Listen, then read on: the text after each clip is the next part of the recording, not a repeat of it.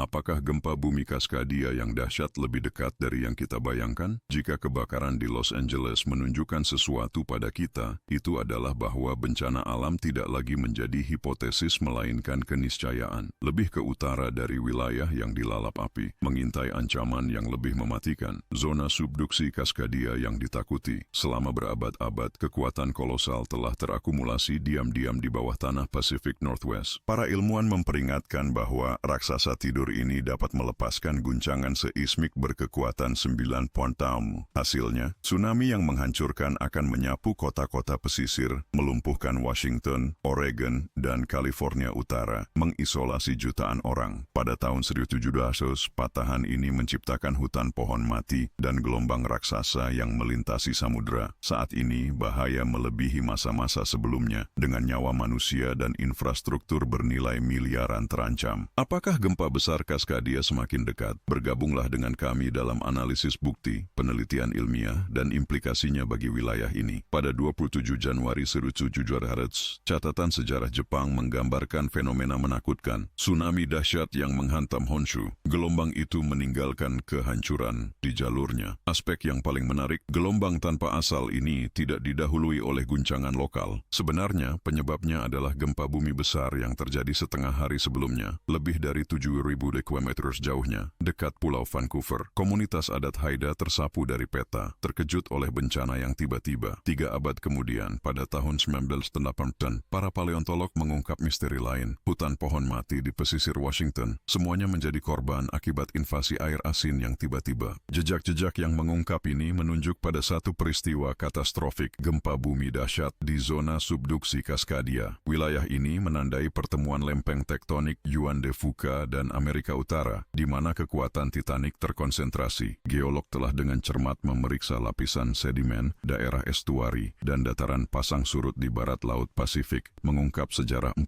gempa bumi katastrofik selama 50 tahun. Kronologi ini menunjukkan satu peristiwa seismik setiap 246 tahun rata-rata. Fakta yang mengkhawatirkan, gempa besar terakhir terjadi 324 tahun yang lalu. Lakukan perhitungan, kita sudah 78 tahun melewati perkiraan waktu. Ini menunjukkan bahwa mega kejadian berikutnya mungkin lebih dekat daripada yang kita duga. Jika terjadi, FEMA memproyeksikan bahwa gempa berkekuatan 9.0 di wilayah Cascadia akan menjadi bencana alam paling mematikan yang pernah tercatat di Amerika Utara. Seluruh desa bisa terhapus dari peta, garis pantai akan hancur, dan tsunami berikutnya akan sangat mengurangi peluang bertahan hidup. Potensi korban jiwa sangat menakutkan, kecuali tindakan pencegahan diambil. Zona subduksi Cascadia bukan sekadar keunikan ilmiah, ini adalah ancaman yang nyata. Jadi, apa faktor penentunya? Itu bisa menjadi batas antara bertahan hidup dan tragedi. Ikuti alur pemikiran ini, karena informasi ini bisa menjadi vital. Sebelum melanjutkan, penting untuk memahami skenario geologis. AS terletak di salah satu wilayah tektonik paling tidak stabil di dunia, di antara lempeng Pasifik, Amerika Utara, dan Karibia. Raksasa batu ini terus-menerus menekan, meluncur, dan bertabrakan, menciptakan kondisi untuk gempa bumi yang menghancurkan, dari sesar San Andreas yang terkenal di California, hingga zona seismik New Madrid yang baru diidentifikasi di jantung negara. Tanah Amerika dipotong oleh patahan geologis yang bisa mengubah geografi dalam sekejap. Di antaranya, satu struktur yang sering diabaikan dibandingkan dengan rekan-rekannya yang lebih terkenal, zona subduksi Cascadia. Raksasa geologis ini terletak di pantai barat, membentang dari utara California hingga Kanada, di mana lempeng Juan de Fuca dan Explorer terdorong di bawah lempeng Amerika Utara yang masif. Akhirnya, sebuah wilayah yang bersiap menghadapi gempa bumi subduksi raksasa, di antara yang terkuat di dunia. Zona Cascadia bukan sekadar patahan geologi biasa. Ia merupakan bagian dari jaringan rumit pergerakan tektonik di sepanjang antarmuka konvergensi utama lempeng. Patahan sekunder, seperti sesar geser dan normal, semakin memperbesar bahaya seismik. Zona patahan utama itu sendiri membentang sekitar 1.000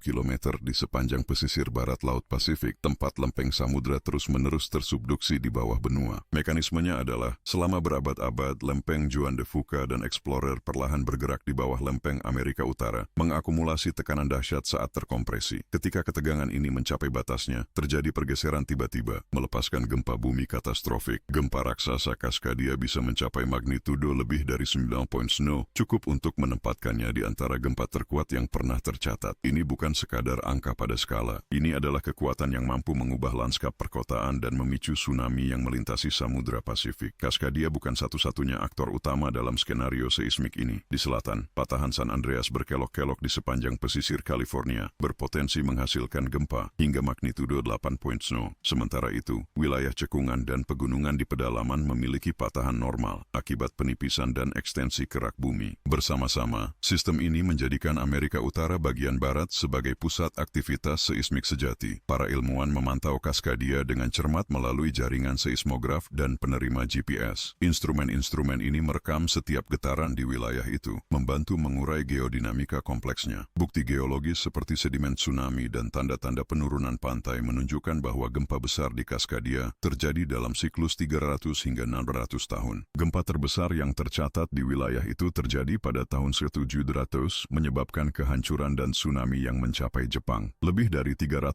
tahun telah berlalu, dan jam geologis hampir berdetak lagi. Tekanan antara lempeng tektonik terus meningkat secara diam-diam sepanjang patahan. Para ilmuwan memperingatkan, ada 37% kemungkinan gempa berkekuatan di atas 7,1 skala Richter akan mengguncang daerah tersebut dalam 50 tahun ke depan. Jika terjadi, konsekuensinya akan sangat menghancurkan. Daerah pesisir akan mengalami guncangan hebat, longsoran, dan gelombang raksasa yang akan menyapu dari utara California hingga Pulau Vancouver. Zona subduksi Cascadia mungkin tidak sepopuler patahan San Andreas, namun kekuatan destruktifnya tidak tertandingi. Namun, horor sebenarnya dari peristiwa seismik ini melampaui apa yang dibayangkan kebanyakan orang. Bukan terletak pada tanah yang berguncang, struktur yang runtuh, atau kekacauan yang terjadi, melainkan pada tsunami. Memahami asal-usul dinding air ini bisa berarti perbedaan antara hidup dan mati. Mari kita ungkap ilmu pengetahuan di balik tsunami ini. Berbeda dengan kebakaran, banjir, atau letusan gunung berapi, gempa besar di zona subduksi adalah peristiwa yang jarang terjadi. Namun ketika terjadi, mereka menghasilkan tsunami yang melintasi samudra dengan kecepatan pesawat jet lebih dari 800 km per jam. Dan tidak, gelombang ini bukan untuk berselancar. Gelombang biasa muncul dari aksi angin, seperti ketika Anda meniup permukaan kopi dan melihat riak kecil. Sekarang bayangkan bukan meniup tetapi mengguncang cangkir dengan keras di atas meja. Gerakan ini secara tiba-tiba menggeser cairan, menciptakan gelombang yang merambat. Tsunami beroperasi dengan prinsip yang sama, tetapi dalam skala kolosal, dihasilkan oleh pergeseran tiba-tiba di dasar laut yang mendorong seluruh massa air di atasnya. Gelombang ini tidak hanya besar, tapi juga tak terhindarkan. Gelombangnya membentang sejauh jarak yang luas, dan kedatangannya bisa berbahaya. Saat dilihat dari pantai, tsunami mungkin terlihat bergerak lambat. Banyak yang meremehkan kecepatannya, hanya untuk terkejut ketika massa air mendapatkan momentum saat mencapai daratan, menghancurkan pesisir dengan kekuatan yang menghancurkan. Meskipun semua wilayah pesisir di planet ini rentan terhadap tsunami, beberapa area menghadapi ancaman yang lebih sering. Ambil contoh gempa bumi dan tsunami Sumatera pada tahun 2004, guncangan seismik yang sangat besar dengan magnitudo 9,1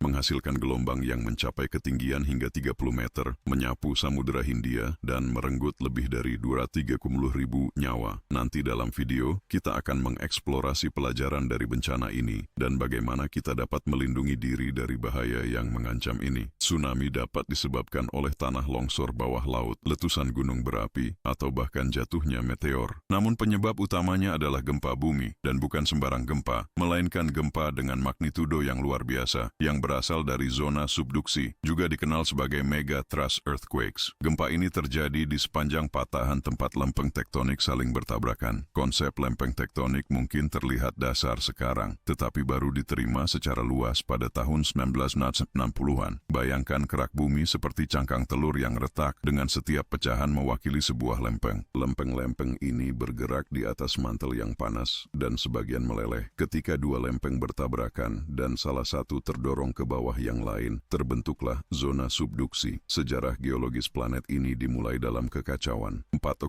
miliar tahun yang lalu, bumi adalah neraka yang menyala-nyala. Bumi masih dalam proses pendinginan, dengan lempeng tektonik bertindak sebagai lapisan luar yang padat. Saat Saat mendingin, lempeng-lempeng ini perlahan tenggelam kembali ke dalam planet, sementara material yang lebih panas muncul ke permukaan, sebuah proses yang mirip dengan lampu lava berbentuk bola. Siklus ini terjadi dengan kecepatan yang sangat lambat, hanya bergerak 2,5 hingga 5 cm per tahun, kira-kira sama dengan kecepatan pertumbuhan kuku manusia. Namun, disinilah situasinya menjadi intens. Sementara lempengan-lempengan ini bergerak, gesekan di antara tepinya membuat mereka saling menempel. Meski begitu, mereka terus berusaha saling tumpang tindih, mengakumulasi tegangan sedikit demi sedikit, tahun demi tahun, terkadang selama berabad-abad. Bayangkan 300 hingga 400 tahun gerakan lambat, dengan ratusan sentimeter energi yang tersimpan seperti pegas yang siap meledak. Ketika batuan mencapai batas kekuatannya, pecahnya bersifat katastrofik. Inilah gempa bumi. Pelepasan energi secara tiba-tiba membuat tanah berguncang, merubuhkan struktur, dan jika terjadi di lautan, menggeser volume air yang sangat besar, menciptakan tsunami. Gelombang kehancuran ini menyebar, menyebabkan kekacauan di daerah pesisir. Zona subduksi tersebar secara global, tetapi terutama terkonsentrasi di cincin api Pasifik. Area ini saja bertanggung jawab atas lebih dari 80% tsunami yang tercatat. Salah satu lokasi yang menimbulkan kekhawatiran adalah zona subduksi Cascadia di pantai barat Azores. Selama beberapa dekade, bahayanya diremehkan. Namun kini, para ilmuwan melihatnya sebagai raksasa tidur yang mampu menghasilkan gempa bumi dan tsunami yang sama dahsyatnya dengan yang pernah tercatat. Untuk memahami keseriusannya, cukup mengingat gempa bumi berkekuatan 9,1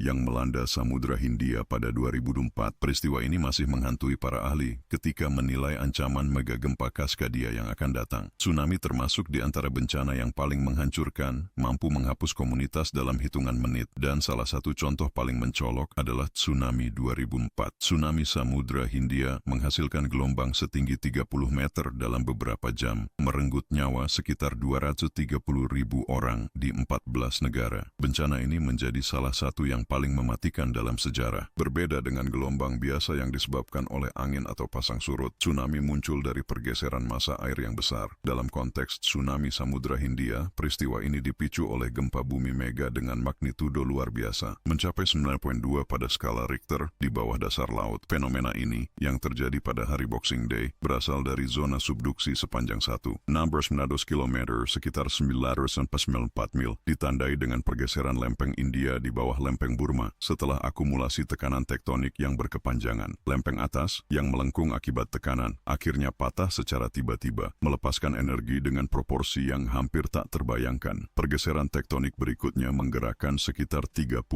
km tiga air, menghasilkan gelombang dengan kekuatan setara 5 megaton TNT, lebih dari 2 kali lipat energi ledakan yang digunakan selama Perang Dunia II. Secara global, tsunami terjadi rata-rata 2 kali setahun, dengan satu di antaranya mencapai tingkat yang sangat merusak setiap 15 tahun. Namun apa yang membuat tsunami 2004 khususnya sangat menghancurkan? Pertama, kombinasi antara kedekatan epicentrum dengan pantai dan kecepatan gelombang yang mengesankan. Gempa bumi terjadi hanya 160 km (99 mil) dari wilayah barat Sumatera, dan dalam waktu 20 menit setelah guncangan, gelombang pertama sudah mencapai pantai setempat, mengakibatkan kehilangan sekitar 100.000 jiwa secara instan. Dalam waktu kurang dari 90 menit, tsunami mencapai Thailand, menyebabkan kehancuran serupa. Gelombang menyebar dari epicentrum dengan kecepatan hingga 85 km per jam, 500 mph, setara dengan pesawat komersial, hampir tidak menyisakan peluang untuk melarikan diri saat gelombang menerjang garis pantai dengan kekuatan yang tak kenal ampun. Faktor lain yang menentukan adalah kurangnya sistem peringatan yang efektif di Samudra Hindia. Meskipun interval antara gempa bumi dan kedatangan tsunami sangat singkat, ketiadaan mekanisme peringatan yang memadai membuat jutaan orang tidak siap. Kegagalan dalam persiapan ini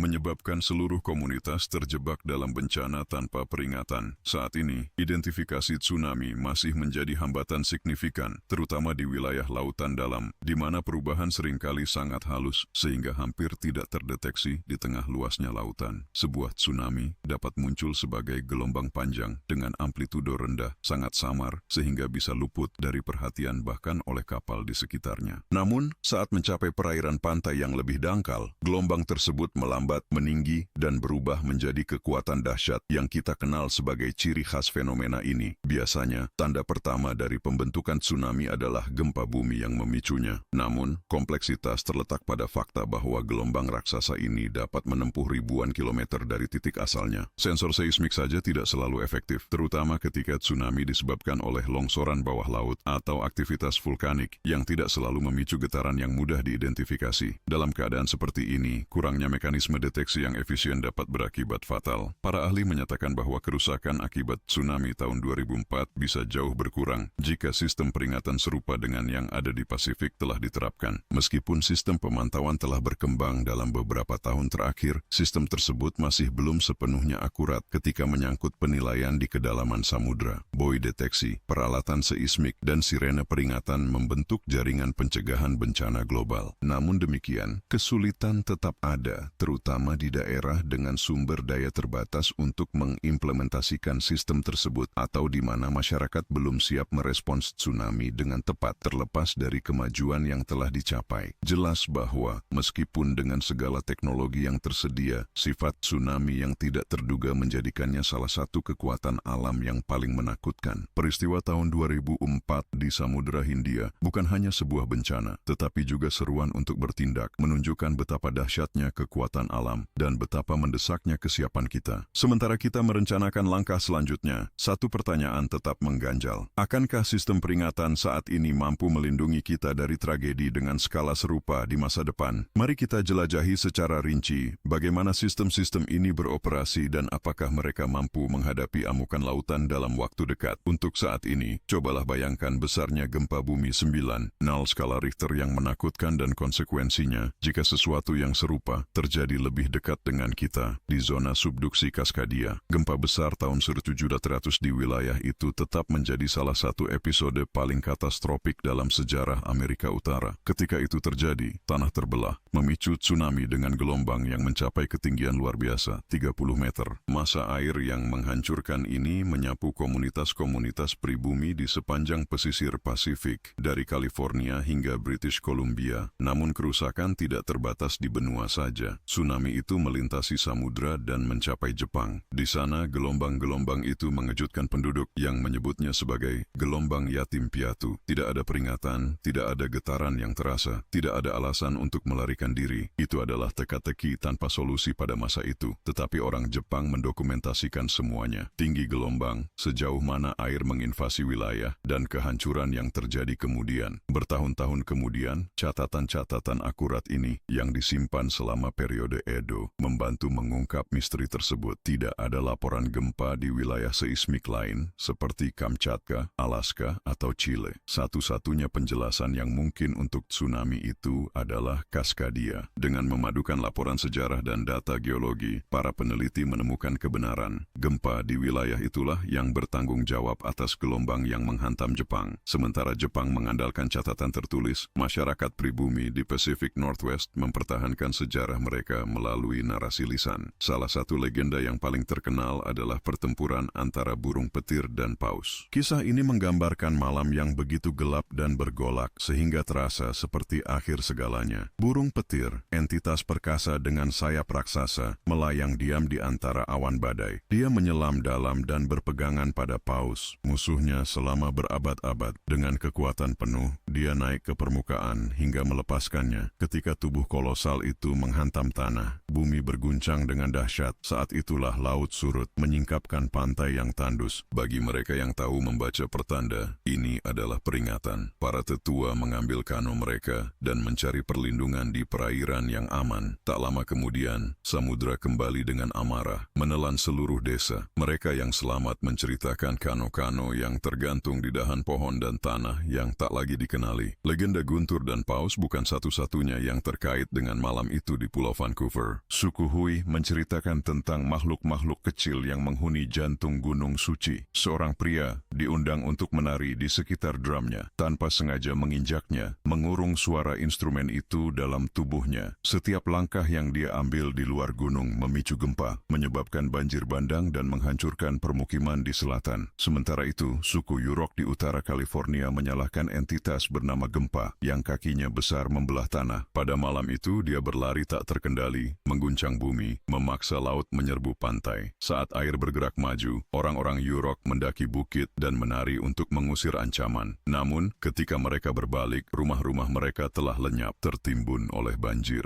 Narasi-narasi ini diturunkan dari generasi ke generasi, berusaha memahami kejadian itu, entah karena guntur, gempa, atau kekuatan gelap lainnya. Satu kebenaran tetap, bumi berguncang, laut naik, dan garis pantai berubah selamanya. Hanya berabad-abad kemudian, ilmu pengetahuan mengungkap teka-teki ini. Gempa Kaskadia tahun 1700 dan tsunami di Jepang adalah dua sisi dari tragedi yang sama. Ini bukan sekadar peristiwa lokal, ini adalah bencana tanpa batas. Namun, para peneliti modern mencari bukti nyata dari peristiwa dahsyat ini, memulai pencarian yang cermat. Akhirnya, mereka menemukan apa yang telah dicari selama bertahun-tahun. Kisah-kisah penduduk asli Amerika yang tercatat dalam dokumen-dokumen Jepang tentang bencana di wilayah Kaskadia sebelumnya diabaikan oleh para ilmuwan. Narasi-narasi ini, yang dahulu dianggap sebagai cerita rakyat, mulai ditafsirkan ulang pada tahun 1940-an. Saat itulah para peneliti mulai menganalisis zona subduksi Kaskadia dengan lebih cermat, sebuah patahan geologis yang terletak dekat pesisir barat Laut Pasifik. Antara tahun 1980-an dan 1990-an, geolog Brian Atwater dan ahli biologi David Yamaguchi memimpin studi-studi transformatif yang mengubah pemahaman tentang formasi ini secara radikal. Investigasi mereka mengungkap serangkaian gempa bumi dahsyat, membuktikan bahwa kawasan ini jauh lebih berbahaya daripada yang diperkirakan. Temuan Atwater khususnya mengguncang dunia ilmu pengetahuan, mengungkap bahaya yang mengancam lebih dari 13 juta orang di wilayah tersebut. Karyanya mengidentifikasi tanda-tanda tak terbantahkan dari mega gempa di masa lalu yang tersembunyi di dalam tanah, pasang surut, bahkan lingkaran pohon-pohon purba. Ia mengungkap siklus kehancuran dan pembangunan kembali. 3 tanda utama muncul: penurunan tanah secara tiba-tiba, lapisan pasir yang terperangkap dalam lumpur di muara, serta jejak kerusakan ekstrim pada pohon. Bukti-bukti ini mengonfirmasi gempa bumi monumental yang dihasilkan dari tumbukan lempeng tektonik di bawah Kaskadia. 2 temuan menonjol. Pertama adalah lapisan pasir di muara sepanjang pesisir barat laut. Ini bukan sedimen biasa. Mereka adalah sisa-sisa tsunami yang dipicu oleh gempa bumi dahsyat. Ketika tsunami menerjang daratan, ia membawa serta pasir dan puing-puing laut, meninggalkannya di atas area yang tergenang dan berlumpur. Seiring berjalannya waktu, lapisan-lapisan sedimen terus mengendap, mengubur pasir, dan proses ini terulang setiap kali terjadi gempa bumi dan tsunami berikutnya. Kelompok yang dipimpin oleh Atwater menemukan strata berpasir ini di hampir semua muara yang diteliti, mulai dari anak sungai kecil hingga raksasa seperti Sungai Columbia, menelusuri kronologi peristiwa tsunami yang melintasi ribuan tahun. Bukti kedua tersembunyi di dalam apa yang disebut hutan hantu. Ini adalah area pesisir yang turun di mana batang-batang pohon mati berdiri. Sisa-sisa pohon ini menceritakan perubahan lingkungan yang tiba-tiba. Ketika gempa besar terjadi,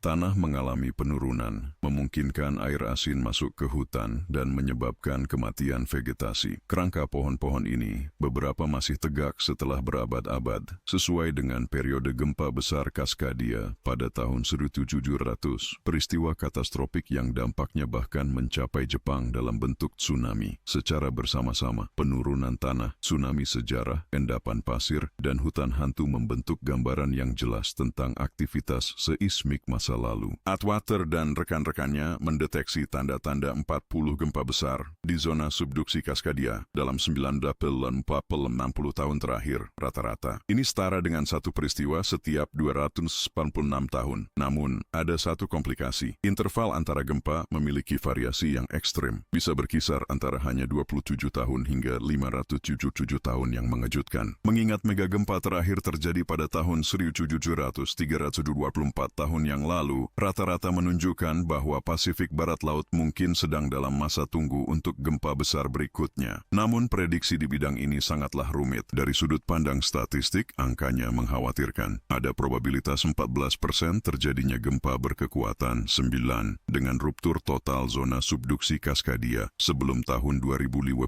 Untuk peristiwa berkekuatan 8, peluang ini melonjak menjadi 37%. Sementara gempa berkekuatan 9 akan menyebabkan kehancuran luas di wilayah tersebut. Gempa berkekuatan 8 mungkin hanya memutus segmen-segmen patahan dengan dampak yang bervariasi, baik di area utara dekat Vancouver maupun di bagian selatan selatan California Utara dan Oregon Selatan. Meskipun rata-rata memberikan gambaran umum tentang iklim, mereka tidak dapat menerjemahkan ketidakpastian sejati alam. Sekarang mari kita alihkan perhatian ke barat Laut Pasifik untuk menganalisis bagaimana mengurangi efek bencana alam dan memahami skenario saat ini. Sebagai ilustrasi, pada tahun 2023, sebuah gempa bumi berkekuatan 7,8 skala Richter mengguncang Turki dengan kekuatan brutal, merenggut lebih dari 60.000 nyawa. Bencana ini tidak hanya terletak pada intensitas guncangan. Masalah sebenarnya adalah bangunan yang tidak memadai, tidak mampu menahan dampaknya. Meskipun wilayah barat Laut Pasifik memiliki standar yang lebih ketat, berbagai struktur masih belum sepenuhnya siap menghadapi gempa bumi. Dalam kasus gempa besar, banyak bangunan akan runtuh. Namun, ada kabar baik. Meskipun ruptur total patahan dimungkinkan, lebih mungkin terjadi ruptur parsial. Meski begitu, ini akan menjadi peristiwa serius dengan magnitudo antara 7,6 dan 8,6, tetap kurang dahsyat dibandingkan gempa berkekuatan 9. Untungnya, kemajuan sedang berlangsung untuk meningkatkan kesiapan menghadapi risiko ini, dan kita tidak boleh melupakan Pusat Peringatan Tsunami Nasional yang dioperasikan oleh NOAA, Administrasi Kelautan dan Atmosfer Nasional Aliasan. Ini adalah sistem paling canggih di dunia untuk memantau tsunami, terutama berfokus pada Samudra Pasifik, area yang sangat rentan terhadap fenomena ini. Semua berkat cincin api yang ditakuti. Inti dari sistem ini adalah DART, singkatan dari Deep Ocean Assessment and Reporting of Tsunamis, penilaian dan pelaporan tsunami di laut dalam. Teknologi mutakhir ini mengidentifikasi tsunami secara real-time dan mengeluarkan peringatan akurat. Berikut cara kerjanya. Setiap stasiun DART memiliki 3 komponen penting. Pertama adalah sensor tekanan yang terpasang di dasar laut, yang terus memantau kekuatan air. Tekanan air bervariasi sesuai dengan ketinggian kolom cairan di atas sensor, membuat setiap perubahan anomali menjadi indikasi aktivitas yang tidak biasa. Di latar belakang, sebuah pelampung yang mengapung di permukaan menjaga koneksi akustik dengan perekam data di dasar laut. Hubungan suara ini memungkinkan transmisi data antara kedalaman laut dan permukaan. Selama periode normal, sistem melakukan pengukuran hidrostatik yang terus-menerus dan diskrit. Ketika gelombang yang tidak biasa, seperti tanda-tanda awal tsunami, melintasi stasiun DART, peningkatan tekanan yang tiba-tiba memicu protokol darurat. Perangkat bawah laut mengirimkan sinyal peringatan ke pelampung melalui pulsa akustik. Pelampung kemudian meneruskan informasi tersebut via satelit ke Pusat Peringatan Tsunami, tempat para ahli menilai potensi ancaman. Peringatan disebarkan melalui SMS, email, dan saluran komunikasi lainnya, memberikan waktu vital bagi penduduk untuk berpindah ke area yang lebih tinggi. Saat ini sekitar 40